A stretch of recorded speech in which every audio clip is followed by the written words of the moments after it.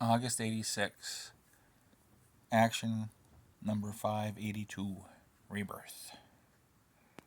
Superman's been having a nightmare about the Krypton exploding and him leaving the planet, and he has a gap in his memory. It's been happening every week. It's been happening all week, one day every week. He gets dressed and he flies to the fortress to try to figure this out. He built a mind prober array years ago to stimulate the memory centers of his brain and help him recover faded memories of his life on Krypton. He plugs into it. The faded part of his memory is Jor-El and his wife Lara putting stuff on their heads and linking it to Cal and sending him off. We shall live on through our son. Superman scans his brainwaves and finds out he's got 3 brainwaves inside his head.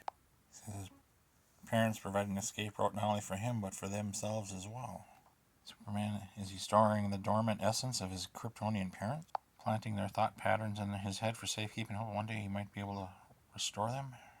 Superman flies away to consult with the greatest medical minds in the galaxy. You can see some of the aliens there. He has built a red solar-powered contraption to replace his parents' lost physical forms. It'd be like cloning. This device will draw the necessary cells and materials from my body, nurture and grow them at accelerated speeds, form new host bodies to restore away brain patterns hidden in my mind. He prepares and starts it up. Something happens in the cloning chambers. Days later, Clark is back at the Daily Planet introducing his real parents, Jordan and Laura Ellsworth. He flies around with his parents. There are observers watching.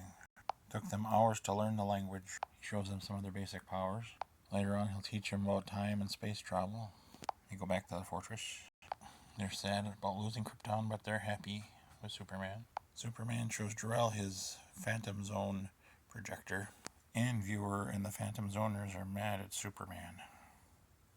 Superman's curious because they should be mad at Jor-El, who made the Phantom Zone projector. Jor-El melts the projector.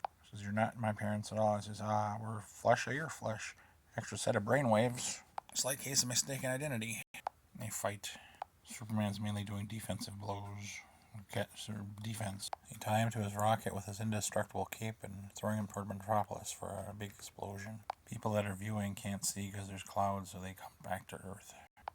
They come to Metropolis, see it's okay, and Superman breaks in, says Rokk and Sorban, the interplanetary gamblers. They gambled that Superman wouldn't kill his parents. They found bodiless creatures and they implant them in Superman's head. It was a fake Superman rocket. Superman traps these two between moments of time, bodiless. Takes these two to a prison asteroid. The end.